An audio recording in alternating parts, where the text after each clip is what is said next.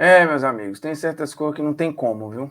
Tipo, assim, a postura institucional do Fluminense nesse episódio Gabigol, assim, é indefensável. Nunca pensei em ser perfeito, mas vou correr pelo direito. Fala, moçada, beleza? O Bruno Formiga na área, convidando você a se inscrever no canal, tocar na notificação, deixar o seu like, seu dislike, comentar o conteúdo, fazer tudo aquilo que você sempre faz. Olha só, episódio Gabigol no intervalo do Fla-Flu, vencido pelo Fluminense por 1-0. Descendo para o vestiário, o Gabigol ouvindo vários impropérios, eis que surge um vídeo onde dá para ouvir um torcedor chamando o Gabigol de macaco, que tem sido um xingamento, estádios mundo afora, um xingamento bem comum para tentar diminuir jogadores pretos. O uso claro de uma denominação racista. Não tem para onde correr.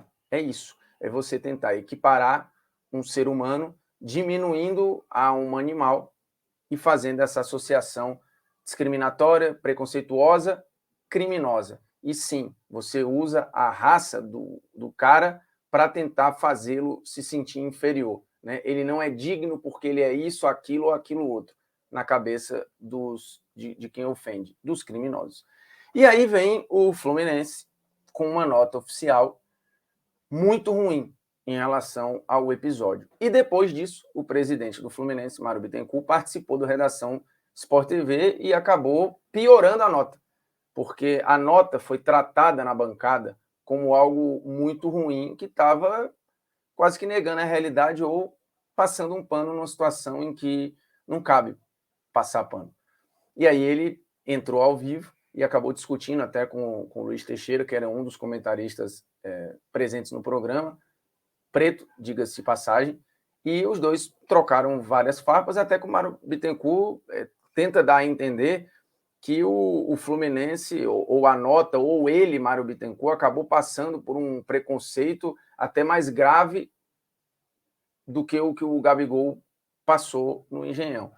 E aí, de fato, é tudo muito ruim, ainda mais um time com a história do Fluminense. A nota está aí, o Fluminense informa que está apurando o episódio em que supostamente, e aí esse termo já quebra completamente o simbolismo da nota, teria dirigido palavras racistas ao atacante Gabriel Barbosa ao final da partida deste domingo. Foi no intervalo, né?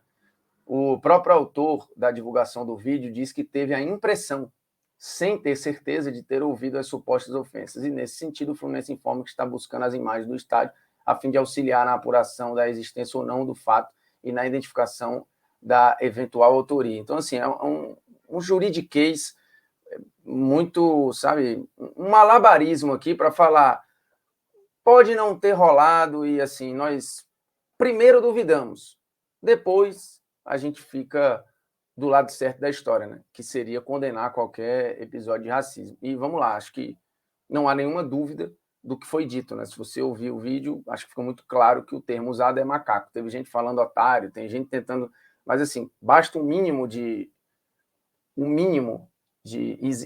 vida em estádio para entender que no calor de um xingamento ali, muito dificilmente alguém vai usar o termo otário. Convenhamos, né? A gente ouve coisas bem piores. Otário me parece algo muito polido para aquela circunstância ali. Então, a pessoa quer criar essa realidade paralela, ela cria e se pega nela para ficar nesse supostamente, para ficar nesse teria. E aí, quando você começa a falar do supostamente, do teria, e tenta primeiro racionalizar esse episódio institucionalmente falando, eu acho que você coloca o clube num lugar muito ruim dentro desse episódio. Enquanto instituição, o Fluminense deveria estar tão indignado quanto o Gabriel ou qualquer outro jogador que tenha passado por situação parecida. Né? E o Fluminense, institucionalmente falando, preferiu primeiro duvidar ou questionar, para depois se colocar. Quando, de novo, acho que ficou muito alto e claro o que foi dito. A nota segue falando que o clube reitera que considera intolerável qualquer tipo de preconceito e se orgulha de manter como lema o time de todos, e é verdade, de respeito ao próximo, independente de raça, gênero, credo ou orientação sexual. Só que, na prática, o clube não está sendo intolerante a qualquer tipo de preconceito. Pelo contrário, ele ele está tendo uma postura, em parte, tolerante quando duvida.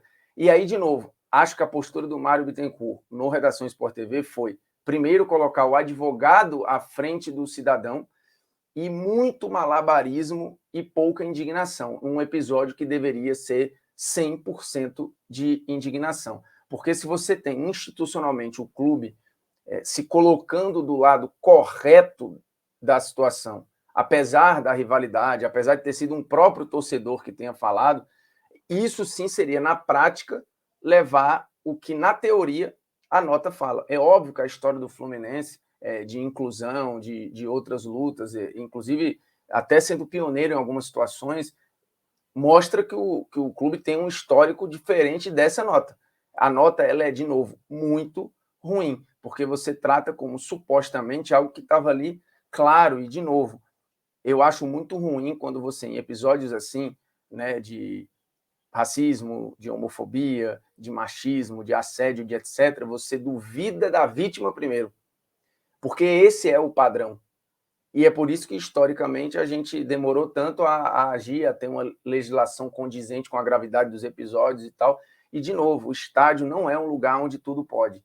O estádio não é um lugar onde você tem algumas permissões para extrapolar linhas que não podem ser extrapoladas. Esse episódio, assim, é isso. E eu acho que quando o clube, na nota, que foi aprovada pelo Mário Bittencourt, e ele disse isso, quando essa nota levanta esta dúvida, você já criou uma outra narrativa de talvez não seja bem assim, e acho que isso é grave, porque a discussão que hoje deveria ser o que fazer para diminuir isso nos estádios, por que alguém tem esse gatilho racista dentro de um estádio para tentar diminuir um jogador, por que isso ainda é arma na boca de quem não tem filtro e não tem pudor e age dessa maneira criminosa?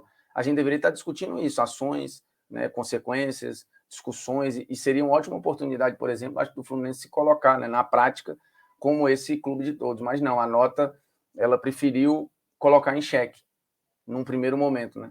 Então, não causou indignação, causou dúvida.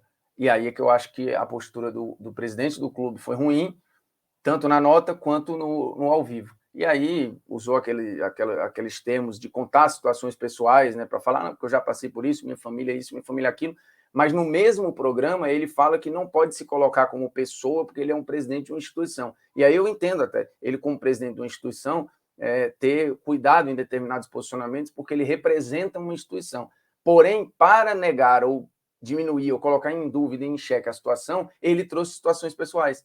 E aí entra em choque uma situação. Ou você é 100% a instituição, ou você está ali como cidadão, que acho que deveria ser o papel de todos nós. Nesse episódio não tem institucionalidade, não tem CNPJ, é cidadania. Né? Deveria estar todo mundo do mesmo lado. Então, assim, o episódio ele é nojento, ele é triste, ele é revoltante em si. E o depois é ainda mais triste, porque aí você vê uma opção de gente que começa a um negacionismo, né? No Brasil não tem racismo, no futebol é assim mesmo, isso aí tudo pode, é mimimi, o futebol tá chato. É aquilo, né? Chato tá você. O mundo sempre foi chato para as pessoas que sofreram preconceitos. Agora que as pessoas que sofreram ou sofrem preconceitos estão falando de volta, o cara que estava ali no lugar de ofender em paz se sente incomodado e aí fala que o mundo tá chato. Difícil, né? Se inscreva aí no canal, toque na notificação, deixe seu like por gentileza. Um abraço, satisfações e é nóis.